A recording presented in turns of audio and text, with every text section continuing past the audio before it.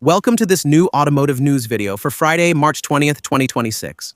Today, we're going to talk about Peugeot and its return to its roots. Because for its future models, the Lion brand wants to bring back some of its most iconic models.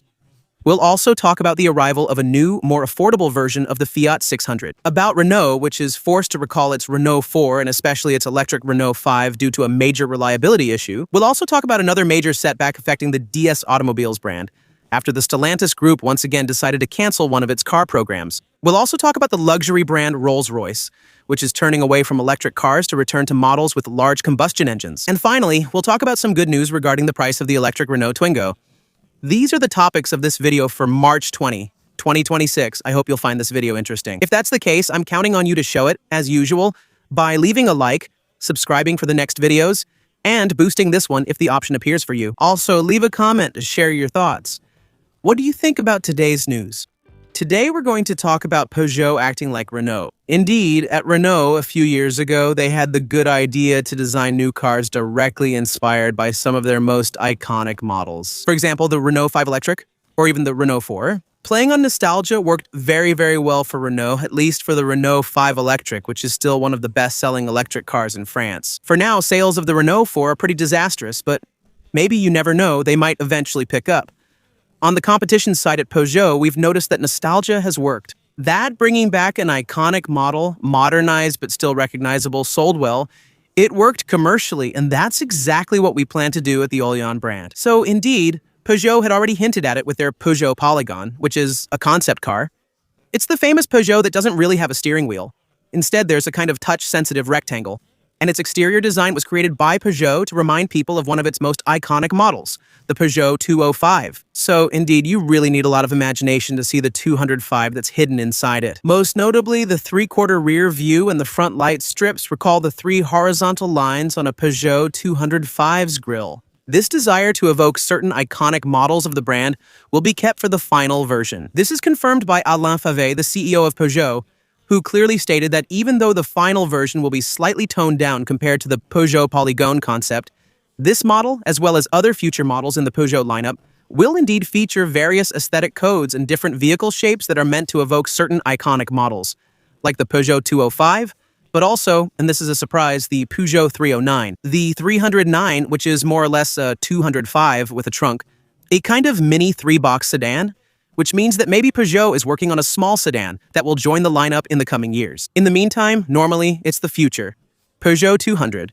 the one that will replace the 208 that should display some of the aesthetic codes of the 205. Hopefully, Peugeot does more than just add 3 light strips to the front. And this revival of the Peugeot 205, similar to what Renault is doing with the Renault 5, should only be offered as a 100% electric version. We'll see if it meets with the same success. And speaking of the Renault 5, let's talk about a recall that Renault is organizing.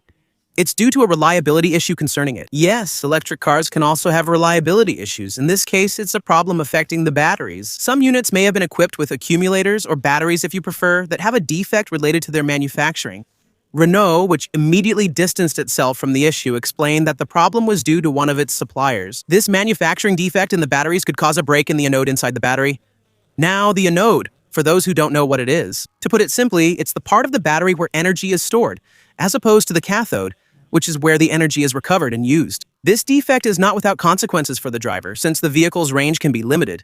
And it's already not very high. We're talking about 410 km for the 52 kW versions of the R5, which is the version in question. Sometimes, charging the battery will be entirely impossible, and an error message will appear on the dashboard. Battery charging, impossible. And in the most extreme cases, it could cause thermal runaway, which could lead to the vehicle catching fire. Fortunately for Renault, this only concerns the R4 and R5 models with a 52 kW battery, which were assembled between December 2025 and the end of January 2026. To fix the problem, Renault plans to replace the defective lithium-ion batteries free of charge. This intervention, estimated at about 5%, will be fully covered by the manufacturer. Remember, the battery remains one of the priciest parts of an electric car. By the way, since we're talking about cost, Renault has already explained that it will probably turn to its supplier to seek compensation.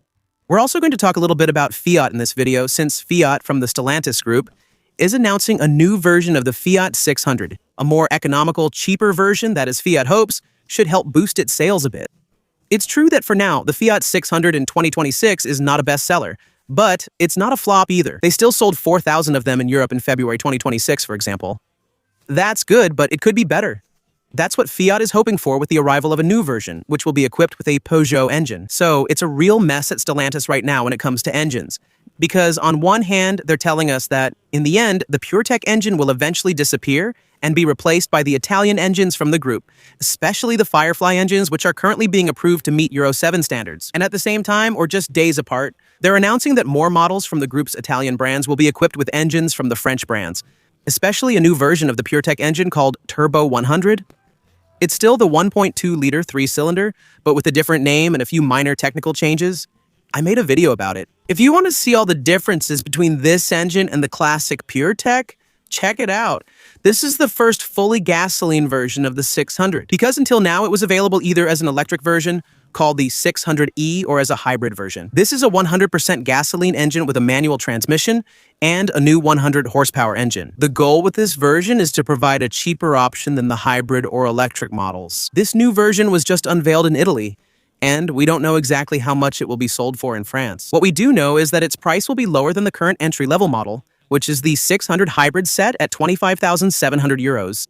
Probably around 22,000 to 23,000 euros before any potential dealership discount. On the other hand, you should know that this 100% gasoline version will probably be subject to the CO2 penalty, a penalty that should cost between 300 and 1,000 euros if we take into account the current 2026 penalty scale. Still at Stellantis, it's another hard blow that has just hit the DS Automobiles brand, since the Stellantis group, which owns the brand, has just made a new decision.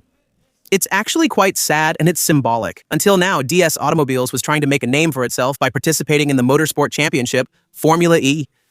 Well, nobody really cares about Formula E because, honestly, it's really boring to watch. Despite a more than decent track record since in Formula E, DS actually has 4 world titles, 18 wins, and over 50 podiums. Stellantis has decided to withdraw DS Automobiles from Formula E, a decision that's more symbolic than truly economic, since DS Automobiles will be replaced in Formula E by a team, Citroën. Let's hope this isn't a bad omen for DS road cars, since in recent months, there have been quite a few rumors. As for a potential discontinuation of the DS Automobiles brand, or its reintegration into the Citroën brand as just a trim level.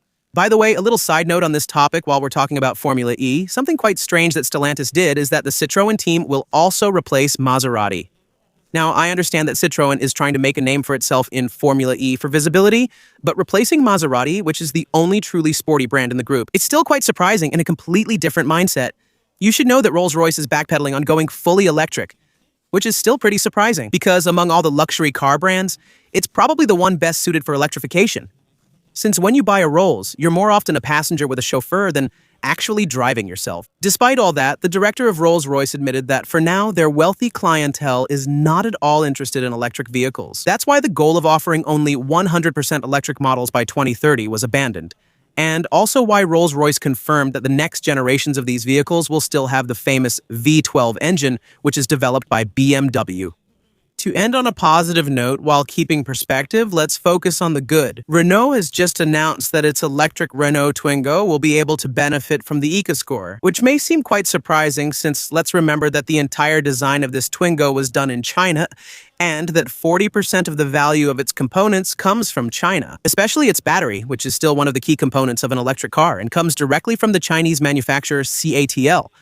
Well, as usual with the EcoScore, it's always a bit mysterious. Meanwhile, the good news for Renault and its future customers is that, due to the EcoScore, the Renault Twingo Electric can receive the ecological bonus. This system allows for a reduction that can go up to 5,740 euros in aid for this model. This means that the price of the base model, originally at 19,490 euros, could potentially go down to 13,750 euros. At that price, the Twingo Electric would be among the market's cheapest cars. Just a quick reminder, by the way, for those who might be interested, don't forget that this Twingo Electric isn't suitable for every use, since its maximum advertised range is 263 kilometers. It's probably the perfect car for commuting to work every day or for traveling within your local area. For long trips, it's likely one of the worst electric cars available because it lacks fast charging by default. You must pay an extra $500 for that option. It charges at 50 kilowatts, so recharging from 10 to 80% takes about 30 minutes. That's all for the news on March 20, 2026. I hope you found this video helpful and interesting. If so, please show your support as usual. Like, subscribe for future videos, and consider supporting by joining with the button below. Thanks to those who took a quick look, thank you for watching this video, and I'll see you tomorrow for the first weekend video. Ciao!